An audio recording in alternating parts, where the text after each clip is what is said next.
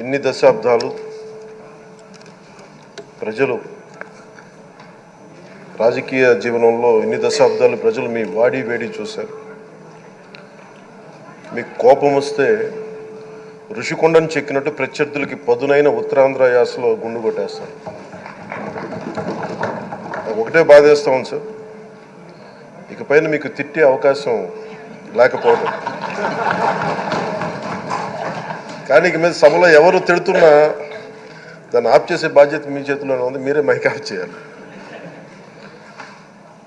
అంటే మా చిన్నప్పుడు నేను చూసేవాడు, ఒకసారి అల్లరి చేసే అబ్బాయిని క్లాస్ లీడర్ చేసేవాడు చిన్నప్పుడు మా స్కూల్లో.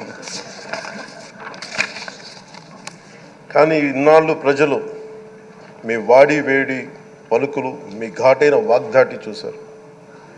ఈ రోజు నుంచి రాష్ట్ర ప్రజలు మీ హుందాతనం చూస్తారు. డిబేట్స్ వెనకాల దాక్కుని